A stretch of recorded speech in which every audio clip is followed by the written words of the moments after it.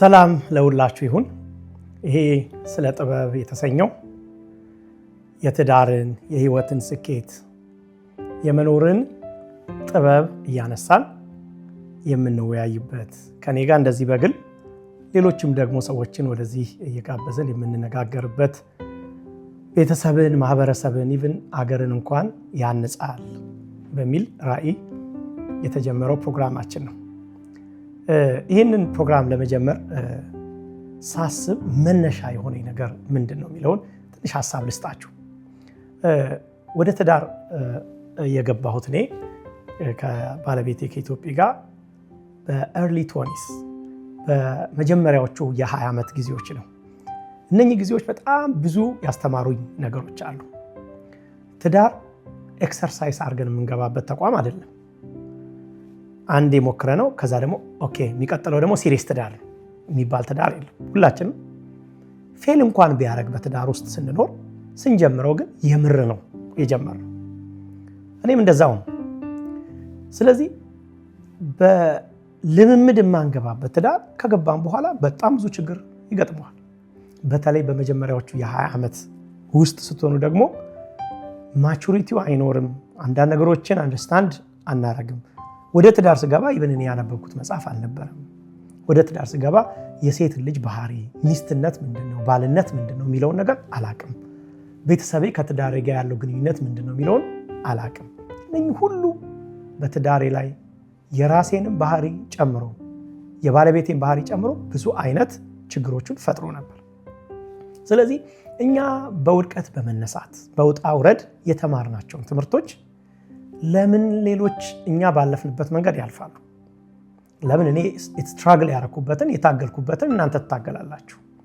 በተለይ ወጣቶች የሆናችሁ ወደ ትዳር የምትገቡ በትዳር ውስጥ ያላችሁ ኢቭን በሌሎች እንኳን የህይወታችሁ አቅጣጫ ላይ ከስኬት አንጻር በትግል ውስጥ የምታልፉ ሰዎች በቀላሉ ወደ ስኬት ልናልፍ የምንችልባቸው መንገዶች ትተን ለምን ሌሎችን ረጅም አማራጮችን እናያለን የሚለውን ለማስተካከል ነው እንግዲህ ይህንን ፕሮግራም የጀመርነው።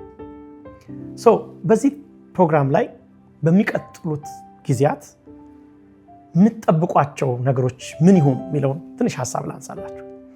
በዚህ ላይ ሪሌሽንሺፕ ምን እንደሚመስል፣ በሪሌሽንሺፕ ውስጥ ሰክሰስፉል ለመሆን ምን እናድርግ፣ የመጀመሪያዎቹ የትዳር ዓመታት ምንድን ናቸው፣ ተግዳሮቶች ውስጥ ምን አይነት ሊሆኑ ይችላሉ፣ ከዛም በኋላ ደግሞ በትዳር ውስጥ ስንኖር ያሉት ዋና ዋና የትዳር ተግዳሮቶች ምንድን ናቸው፣ እንዴት አድርገን ነው ማለፍ የምንችለው፣ ሌሎችም ደግሞ በህይወታችን ውስጥ ወደ ስኬት የሚያመጡን መንገዶች ምንድን ናቸው የሚለውን ጥበብን አንስተን እንነጋገራለን። መጽሐፍ ቅዱስ ሲናገር ቤት በጥበብ ይሰራል ይላል። ሰው ቤተሰብ ማህበረሰብ የቤተሰብ ውጤት ነው። አገር የማህበረሰብ ውጤት ነች። ቤተሰብ ከፈረሰ፣ ቤት ከፈረሰ ምንም ጥያቄ የለውም፣ ማህበረሰብ መፍረሱ አይቀርም፣ አገር መፍረሱ አይቀርም። ስለዚህ ይህንን መስራት ማለት አገር መስራት ነው፣ ይህን መስራት ማለት ማህበረሰብ መስራት ነው በሚል ሀሳብ ነው እንግዲህ ይህን የተጀመረው። ወዳጆቼ ዛሬ የምናነሳው ዋናው አንዱ ነገር 7ቱ የትዳር ፒላርስ ምንድን ናቸው የሚል ሀሳብ ነው ዛሬ ማነሳላችሁ። 7ቱ የትዳር ፒላርስ ምንድን ናቸው? ምሰሶ ወይ ፒላርስ የምንላቸው ቤት የቆመበትን ነገር መሰረቱን የያዙ ናቸው። ከመሰረቱ ይነሱና እስከ ቤቱ ጣራ ይዘረጋሉ። ቤቱ ግን ምን ያህል ዓመት ይኖር፣ ቤቱ ምን ያህል ጠንካራ ይሁን የሚለው የሚወሰነው በእነኛ መሰረቶች ነው ማለት ነው። ስለዚህ እነኚህ የትዳር መሰረቶች በተለይ 7ቱን ዋና ዋና አንስተን በሚቀጥሉ ሳምንታት የምናነሳበት ጊዜ ይሆናል። ስለዚህ ሰፋ ብላችሁ ባለትዳሮች ከሆናችሁ አብራችሁ ቁጭ ብላችሁ እንድትማሩ፣ ኖታችሁ እንድትይዙ፣ በተለያየ ቦታ ባለትዳሮች ከሆናችሁ በተለያየ ርቀት ላይ ሆናችሁ ተምራችሁ በኋላ ላይ ግን ሪፍሌክት እንድታረጉ፣ እርስ በርሳችሁ እንድታወሩ፣ ኢቭን አላገባሁም እኔ ሲንግል ነኝ የምትሉ እንኳን ከሆነ ወደፊት ለሚጠቅማችሁን ስንቅ ካሁኑ ቀድማችሁ እንድትሰንቁ እንጋብዛችኋለን። በጣም ጠቃሚ መሪዎች ነው የምናነሳው በዚህ ፕሮግራማችን ላይ። የመጀመሪያው 7ቱ ምሰሶች ምንድን ናቸው? አንደኛውን ላሳያችሁ። የመጀመሪያ በትዳር ውስጥ በጣም ጠቃሚ የሆነ ነገር፣ በጣም የሚጠቅመን የትዳር መርህ ኢንቴንሽናሊቲ ነው፣ ወይ ደግሞ ነገሮችን ሆን ብሎ አውቆ በመረዳት ማድረግ በትዳር ውስጥ በጣም አስፈላጊ ነገር ነው። ብዙዎቻችን በትዳራችን ውስጥ ኢንቴንሽናል ባለመሆን ወይ ደግሞ ነገሮችን ሆን ብለን እያሰብን አለማድረግ በጣም ብዙ ችግሮችን ሲያስከትልብን እንመለከታለን። ምን ማለት ነው ኢንቴንሽናል መሆን? ነገሮችን በዓላማን ሆን ብሎ ማድረግ ምን ማለት ነው? ለትዳርስ ምን ጠቀሜታ አለው? ላሳያችሁ። የመጀመሪያው ነገር ኢንቴንሽናል መሆን ማለት በቤታችን የሚሆነውን ነገር በንቃት መከታተል ማለት ነው። በቤታችን የሚሆነውን ነገር በንቃት መረዳትና መከታተል ማለት ነው። አንዳንድ ጊዜ በቤታችን በትዳራችን ኢንቴንሽናል ሳንሆን ስንቀር ወይ ደግሞ ነገሮችን በንቃት ካለመከታተላችን የተነሳ ብዙ ችግሮች ሲከሰቱ እንመለከታለን። ለምሳሌ የትዳር አጋሮቻችን የሚያልፉበት ነገር ቤት ውስጥ ይገባናል ላይገባን፣ ስሜታቸው፣ አንዳንድ ጊዜ የሚያልፉበት የውስጥ ችግር፣ በስራ ቦታ የገጠማቸው ነገር፣ በትዳራቸው ውስጥ ራሱ እያለፉበት ያለውን ነገር ለመረዳት ኢንቴንሽናል መሆን በጣም የሚጠይቅ ነገር ነው ማለት ነው። ስለዚህ ኢንቴንሽናሊቲ በተለይ ስናነሳ ማወቅ ያለብን ነገር ዴሊበሬት ሆነን አይናችንን ከፍተን የቤታችንን ኢንቫይሮንመንት ካላየን በኋላ ሰርፕራይዝ ልንሆን እንችላለን። ጥናት የሚያሳየው ለምሳሌ የትዳርን ጥናት የሚያጠኑ ሰዎች የሚሉን ብዙ ትዳሮች ወደ ፍቺ በሚመጡበት ጊዜ የመጀመሪያ ሰርፕራይዝ የሚሆነው ማን ነው የሚለውን ያነሳሉ። መጀመሪያ ሰርፕራይዝ የሚሆነው እራሱ የትዳር አጋሩ ነው ይላሉ። ለምን? ምክንያቱም ማንም ሰው በትዳር ውስጥ ሆኖ ትዳሬ ወደ ፍጻሜ ይመጣል ወይ ወደ መለያየት ይመጣል ወደ ፍቺ ይመጣል ብሎ አያስብም። ወይ ደግሞ ሚስት የባልን ባል የሚስትን ጥልቅ የሆነ ስሜት ጉዳት ፉሊ ስለማንረዳ የሆነ ውሳኔ ላይ ሲደርሱ የመጀመሪያ ደንጋጭ የምንሆነው እኛ እንሆናለን ማለት ነው። ስለዚህ ኢንቴንሽናል አለመሆን በጣም አደገኛ እንደሆነ ማወቅ አለብን። ሁለተኛ ኢንቴንሽናል መሆን በትዳር ውስጥ መውሰድ ያለብን እርምጃ ካለ ደግሞ ቶሎ ብለን እንድንወስድ ይረዳናል ማለት ነው። መረዳት ያለብን ማስተካከል ያለብን ኮሚኒኬሽናችን ሊሆን ይችላል። አንዳንድ ጊዜ ከቤተሰብ ጋር የተገናኙ ችግሮች ሊሆኑ ይችላል። የትኛውንም ነገር ማስተካከል ያለብን ነገር ቶሎ ብለን ዴሊበሬትሊ አክሽን እንድንወስድ ያደርገናል። ምን መሆን? ኢንቴንሽናል መሆን። ሌላ ኢንቴንሽናል መሆን የሚያስፈልግበት አንዱ ምክንያት ብዙዎቻችን አሁን በትዳር ውስጥ ከምናልፍበት ወይ ደግሞ ከሚገጥመን ችግር ያድነናል። ምን ማለት ነው? ብዙ ጊዜ ትዳር ይሄ በአውሮፕላን ሲነዳ አውቶፓይለት የሚባል ህግ አለ። ፕሌኑ አንድ አውቶፓይለት የሚባል ሞድ ላይ ታደርጉትና ይሄዳል ሲሉ ሰምቻለሁ። ብዙ አትጨነቁም።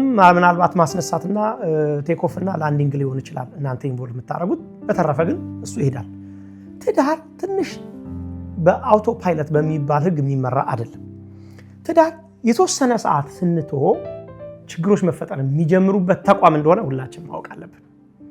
ለምሳሌ አንድን ዘር ዘርተን የዘራነውን ዘር በየቀኑ እየተከታተል ኢንቴንሽናል ሆነን እናጠጣዋለን። ውሃ ኢንቴንሽናል ሆነን ፀሐይ ማግኘቱን እናረጋግጣለን። ፍግ መጨመር ካለብን እንጨምራለን። እስቲ ዝም ብለን የተከልነውን ተክል ለተሰይ 2 ወር ዝም ብለን እንተው፣ መኮትኮት እንተው፣ ማጠጣት እንተው፣ ኢሚዲየትሊ የዛ ውጤት በተክሉ ላይ መታየት ይጀምራል። ትዳርም እንደዚህ ነው። በትዳር ውስጥ ሆን ብለን ለትዳራችን ኮንትሪቢዩት ማድረግ ያለብንን ነገር ማድረግ ስናቆም ወይ ስንዘነጋ፣ ሆን ብለን ላይሆን ይችላል ግን ስንዘነጋ በትዳር ውስጥ አንዳንድ ችግሮች መከሰት ይጀምራሉ። አንዳንድ ድሮ የነበሩ ልማዶች መቆም ሲጀምሩ ኢንቴንሽናል ሆነን እናደርጋቸው የነበሩ በጎ ነገሮችን ውሃ ማጠጣት፣ ፍግን ማድረግ ማቆም ስንጀምር በቃ ትዳራችን መድረቅ ይጀምራል። የመጀመሪያ ትክክል ያልሆኑ ሳይኖች ሚስትም ጋር ባልም ጋር መታየት ይጀምራል።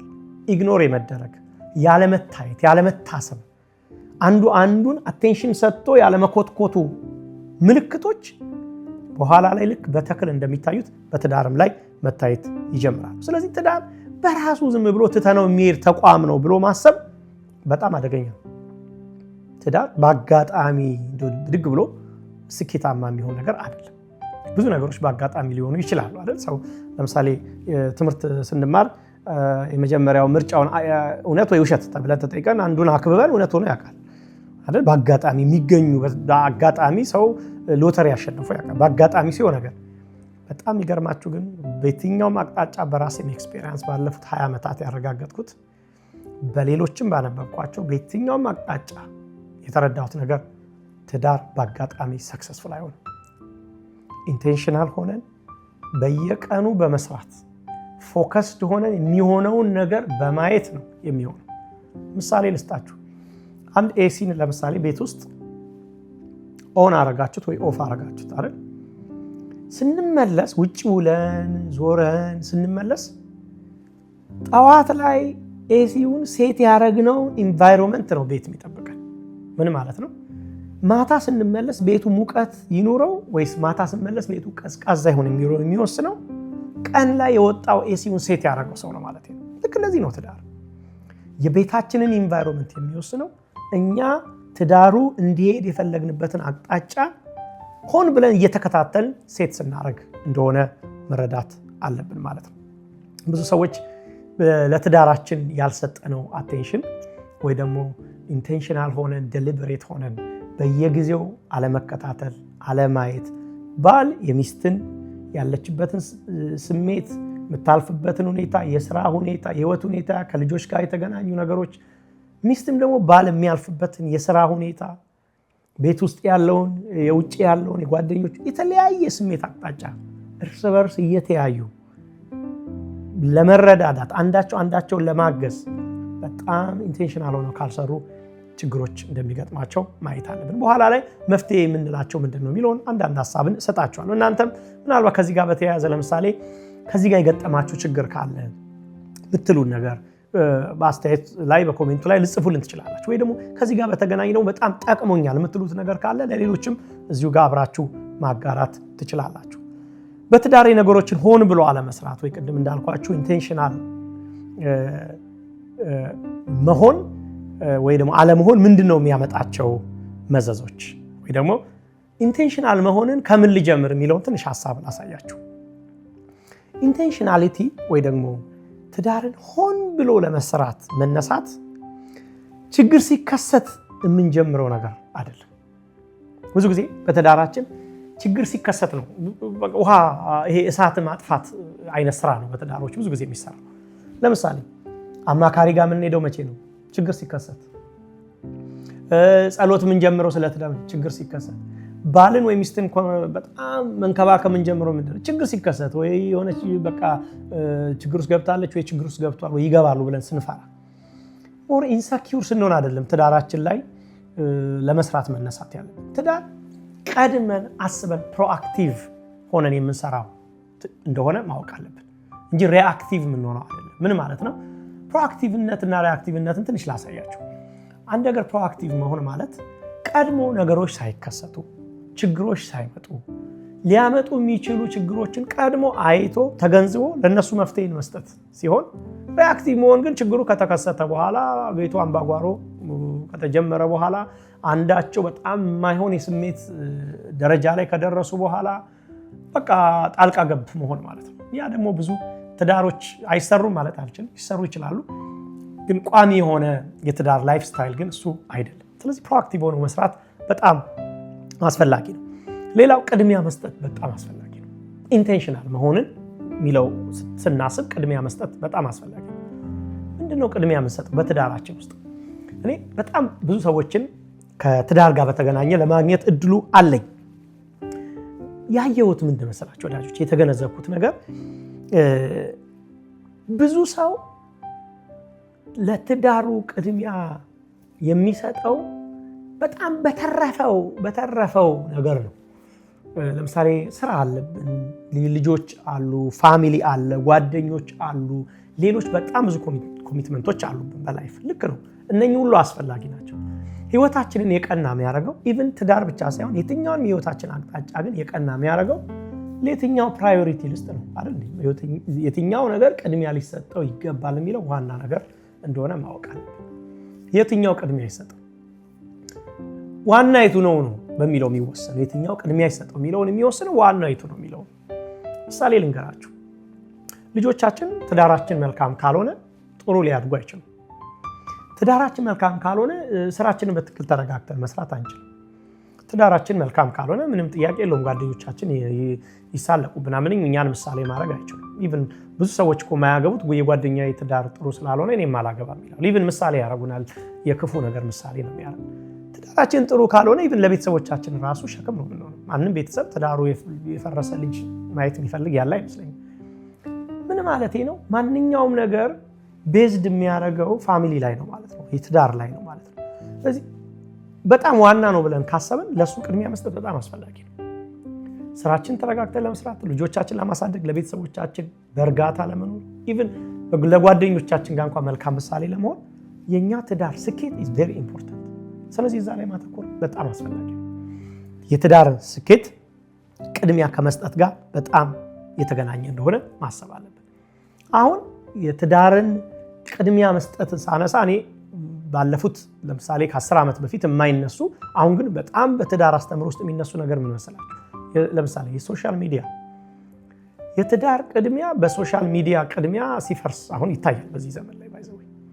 አንዳንድ የዚህ አገር ላይ በአሜሪካን ሀገር አንዳንድ ሾዎች አሉ ያዩዋቸው እና ሰዎች ትዳርን የሚመርጡበት ከላይ ሆነኛል ከላይ አይሆነኝም የሚልን የሚመርጡባቸው አንዳንድ አይታችሁ ሊሆን ይችላል። እዛ ላይ የምታዩት ምንድነው? ኦኬ ትዳርን ሲመርጡ ሰዎች መጀመሪያ ፕራዮሪቲ ሴት ያደርጋሉ ማለት ነው። ያወጡት ፕራዮሪቲ ለምሳሌ አንተ እንዲትወዳለህ እንደዚህ ትወዳለህ ይሉና ይናገራሉ።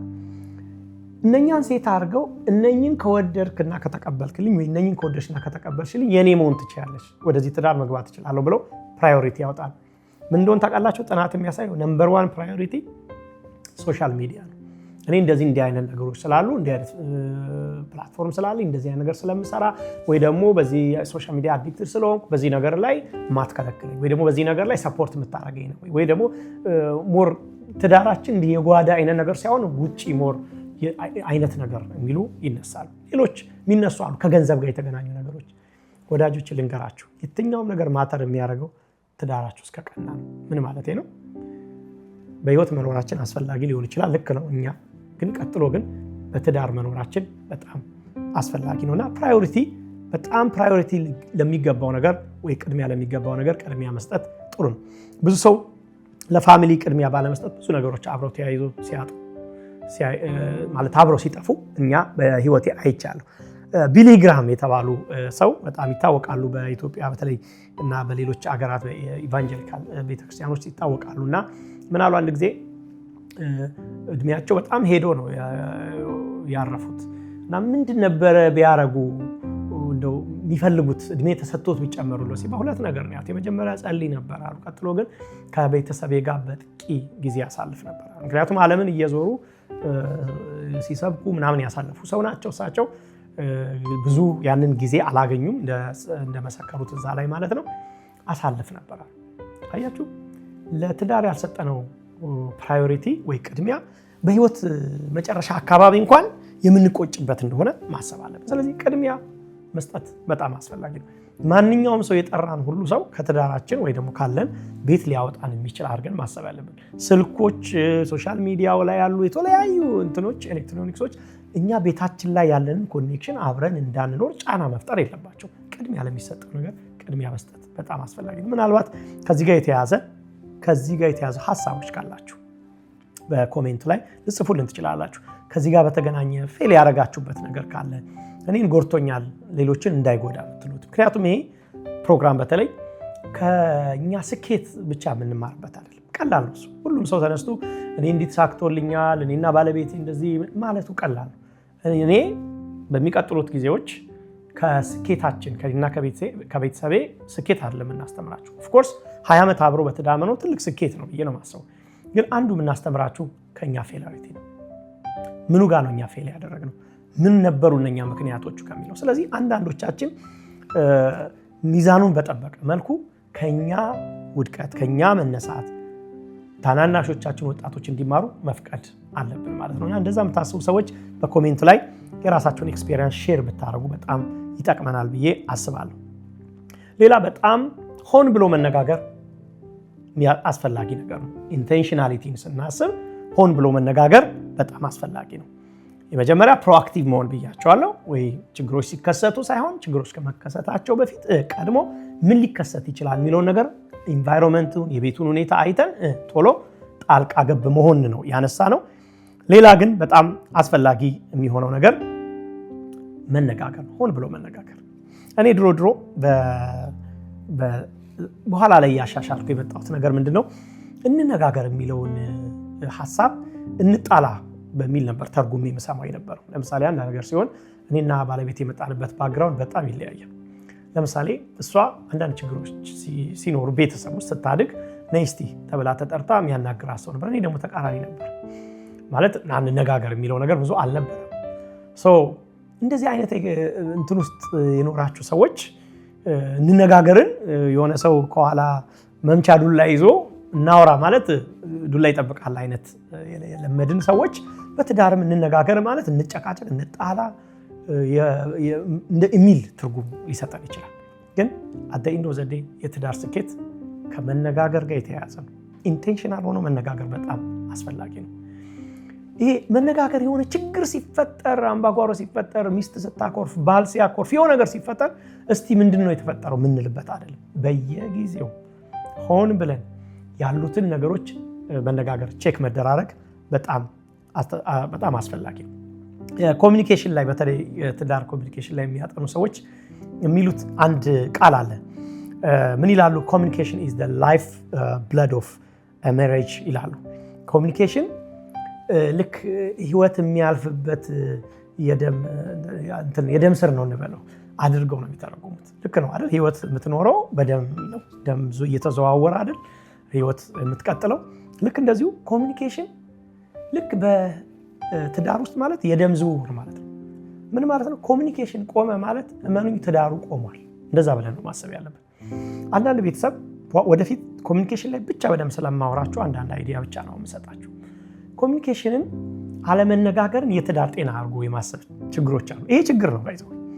አለመነጋገር የችግር የቤተሰብ ስኬት አይደለም። አንድ ሰው ነገርን ችሎ መኖሩም በቃ ስኬት ነው ብላችሁ አትቁጠሩ። እንደውም እውነቱን ካላችሁ ኮሚኒኬሽን ቆመ ማለት ትዳሩ ዴድሎክ ላይ ገብቷል ይላል። አንዳንድ በአይቲ ላይ የምታውቁ ሰዎች ካላችሁ ዴድሎክ የሚባል አንድ ሲስተም አለ። ሲስተሙ የሆነ ቦታ ላይ ሲደርስ በቃ አንዱን ይቆላልፈዋል የሚባል ሲስተም ማለት ነው። ልክ እንደዛ ነው ትዳር። እና እዛ ውስጥ ትዳር ከመግባቱ በፊት ኮሚኒኬሽን ኖርማል የቤታችን ሳይክል ሆኖ መቀጠል እንዳለበት ማሰብ አለባችሁ። ይህን ስል ኢንቴንሽናል ኮሚኒኬሽን ማድረግ ማለት ቀንህ እንዴት ነው ወይ ቀንሽ እንዴት ነው ከማለት ያለፈ ነው። አንዳንድ ጊዜ በእርግጥ ይሄ እሱንም መመለስ ከባድ ነው ብሎኛል አንድ ሰው። ይህን ስናወራ ቀንህ እንዴት ነው ባይዘው ታውቃላችሁ፣ ለወንድ ልጅ ቀንህ እንዴት ነው እና ለሴት ልጅ ቀንሽ እንዴት ነው በጣም የተለያየ ትርጉም አለው። ለምሳሌ አንድ ሴት ልጅ ባለቤት እየጠበቃት ስትገባ ቀንሽ እንዴት ነው ብላ 30 ደቂቃ ልታወራ ትችላለች። መንገድ ላይ ማንን እንዳገኘች፣ መስሪያ ቤት አለቃዋ ምን እንዳላት፣ ማን እንዳቃጠላት፣ ማን እንዳበሳጫት፣ በሙሉ ነው የምታወራው። ቀንሽ እንዴት ነው በጣም። ወንድ ልጅ ቀን እንዴት ነው ሲባል በእጅ ምልክት እንዲህ ብሎ ሊገባ ይችላል፣ ወይ ደግሞ አሪፍ ነው ብሎ ሊገባ ይችላል። በጣም የተለያየ ትርጉም ነው። ሞር ከኔቸራችን ጋር የሚያያዝም ጉድ ነገር ስለሆነ ማለት ነው። ስለዚህ ከዚህ ያለፈ ነው ማለት ነው። ቀንሽ እንዴት ነው፣ ቀን እንዴት ነው ከሚል ያለፈ ነው።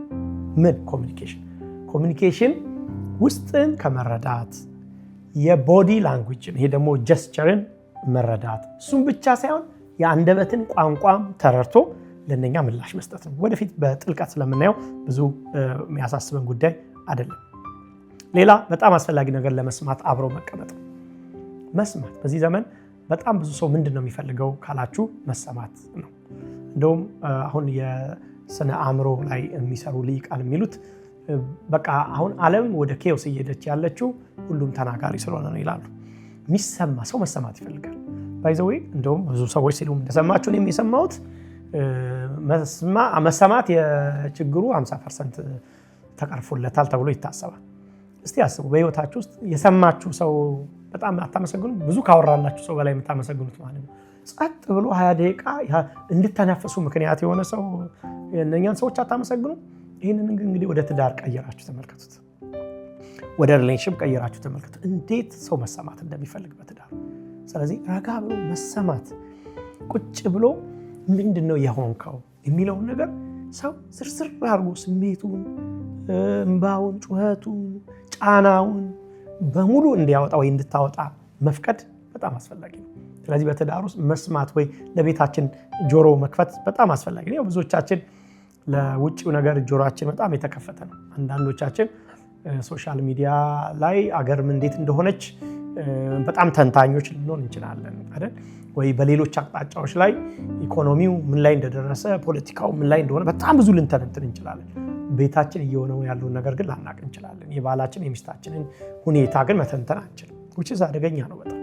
ስለዚህ የትኛውም አይነት እውቀት ከቤት ሲጀምር፣ ስኬት ከቤት ሲጀምር በጣም መልካም ነው። ቤታችን ያለን አንድ ሰው፣ በትዳር ያለን አንድ ሰው አንደርስታንድ ያላረግን ሰዎች እንዴት ነው የሀገርን ችግር መፍታት የምንችለው? እንዴት አድርገን ነው ውጭ ያለውን ፖለቲካ ወይ ደግሞ ኢኮኖሚ መተንተን የምንችለው? ሙያችን ሊሆን ይችላል፣ ግን እኔ እያልኩ ያለሁት ከመርህ አንጻር ግን ቤታችን የሚሆነውን ነገር በጣም አይናችን ከፍቶ የጆሮአችን ከፍተን መረዳት በጣም አስፈላጊ ነው ብዬ ነው የማምነው።